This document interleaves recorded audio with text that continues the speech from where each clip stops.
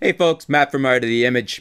Just looking over the Nikon D7000 review over at DPReview.com, and I was just looking at their pros and cons, and I thought it'd be worthwhile to discuss them, see what they've come up with pros and cons, and whether or not I agree, whether or not I think they're pertinent, fair, not fair. So let's have a look. In their conclusion, their pros: good dynamic range and detail, even better in RAW. I would totally agree with that. You do squeeze more detail, more dynamic range out of a RAW file, and it's excellent even in JPEG on the D7000. Exceptionally low shadow noise in RAW files. Check. Totally agree with that one. Arguably the best ISO performance of any current APS-C DSLR. Well, hands down, I agree with that one. I think we've seen that on DxOMark.com.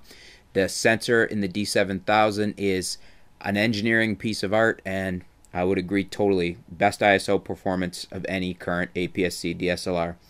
Good build quality and handling. Check. Excellent build quality on the D7000. Very solid magnesium alloy body. Very nice feel in the hands. Nice weight, nice feel, nice handling.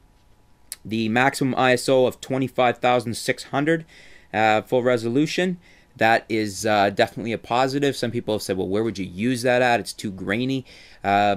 Sometimes if it's a question of getting the shot or not getting the shot, go there. Especially if you can use it as a black and white. It's actually not bad at all in black and white, especially if you clean it up some in post. The ability to use 25,600 ISO is something we only dreamed about a few years back. 1080p HD video mode with basic editing built in. Yeah, that's definitely a pro. Very good 1080p on the Nikon D7000. Probably not quite as good as the Canon 60D or the 550D, but still very good and suitable for most people's needs. Unless you're going to do something that's going to Blu-ray, the Nikon D7000 is excellent. Efficient active delighting, yeah, that works fine. Comprehensive customization options. The customization options on the D7000 are excellent. There's lots to customize. 2 custom user interface menus on there, U1 and U2. It's great. Large bright viewfinder with 100% coverage. What's not to like? It says it all right there. Perfect. It's a lovely viewfinder. Great imaging with it. 100% coverage. I love it. Fast contrast detect autofocus in live view. I'm not sure if I would totally agree with this. It's good and fast, probably in comparison to anything else out there. Maybe Sony's a little better. However, it could be better.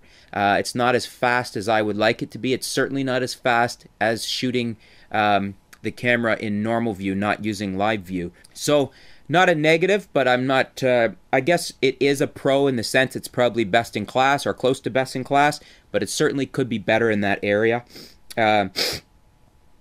Useful electronic horizon. I haven't previously used this a lot on other cameras that have had it, but on the D7000 I have found myself going to it now and again. It is handy, certainly a useful feature.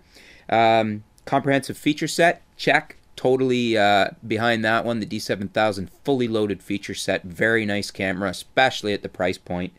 Metering support for up to 9 non-CPU AI lenses in AM and A and M modes.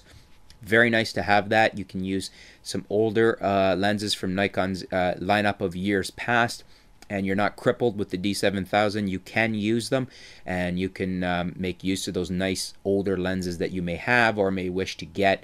One of the big ones is the 50 f1.2 AIS lens. Works on the D7000. Beautiful lens, f1.2, extremely fast. Beautiful characteristics of this lens, and it's available new for about $600. Twin SD card slots, one of my favorite features on the D7000. It's perfect. You can configure them however you want. Definitely a big pro on that right there. Cons: tendency to overexpose in bright sunshine, high contrast situations. I've addressed this in another video. The video does the D7000 overexpose. And again, DPReview has got this wrong, as did a couple other sites and things. The D7000 has a brand new matrix metering system with brand new algorithms, and it's more accurate than any of the previous Nikon DSLRs. So you're probably used to, if anything, compensating for slight underexposure. The new Nikon D7000 is exposing bang on, and it's just a question of getting used to it, a question of figuring it out, reading your manual, and realizing how it works. So DPReview, I would say, has got this one wrong, as have a few other sites. I think it's a tendency to jump. You're used to the way things worked in the past, and it's a tendency, instead of consulting the manual, figuring it out, you jump to a conclusion that something's off. It's not. The D7000 does not overexpose. Tom Hogan agrees with that, as well as do several other prominent Nikon gurus and specialists. ISO button is poorly positioned and cannot be assigned to any other control point.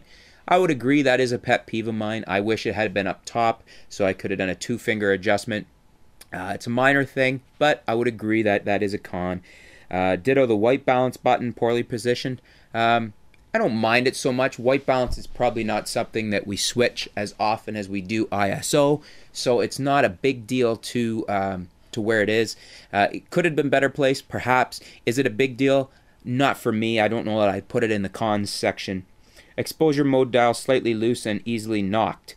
Not my camera. I don't know, maybe they had a camera that had been beaten up for review or something. I don't know, but that's certainly not a con on my camera, so that's not something that I would put in the cons section. Shooting mode dial can be awkward to manipulate. No, not on my camera. Actually, I think it's beautiful the way it locks nicely, and you can't accidentally knock it out of place. It's great. Love that one. So that's definitely not a con for me. That's in the pro section. AF can be hesitant in poor light. Not seeing that, certainly not any more than any other camera. If anything, the Nikon D7000 AF in poor light is better than most. Certainly hunts less than my Canon 60D does in poor light, and would be on par with the D700 and the Nikon, the 51-point autofocus system. I haven't had any issues with it there. Now, bear in mind, I'm mostly a center recompose shooter, so I'm using the main cross-type sensors. But I can't put that in the con section. That, to me, on DPReview, there is not a valid point. Auto ISO function is confusing and poorly implemented. Totally disagree with that one. I'm not going to have that in my con section. It's not a con for me. Auto ISO on the D7000 works amazing. It works very well. Again, it may be a learning curve. Perhaps the folks at DPReview were not aware or weren't didn't take the time to look at the manual and see how to properly use the auto ISO function. It ties into your metering, so if you're metering something that should be using spot metering and you're in matrix, maybe you're finding it's off there, or vice versa. But if you're using the correct metering function for what you're shooting, I find auto ISO on the D7000 is bang on. I love it. It's one of my favorite functions on the D7000. It works awesome. So certainly not a con for me. Gonna check that one off of DPReview. I don't agree with them there. Aperture not adjustable in manual mode in live view. This is something I need to look into. One of my readers sent me a video on YouTube showing somebody actually adjusting it in live view. I would say that, yeah, it would have been one of my cons on there, but apparently this there's a workaround, or there's a way to do it. So I got to get back to you on that one. No live view histogram or exposure indicator in live view movie shooting mode.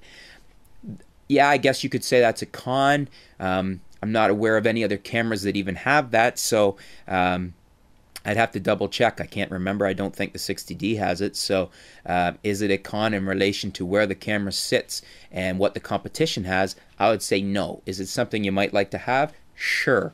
But I think with a con, you need to look at everything else that's available, and is it lacking something? So I'm not sure I would have that in the con section anyways, or either, I should say. So that wraps up my thoughts on DPReview's pros and cons for the Nikon D7000 and their Nikon D7000 review.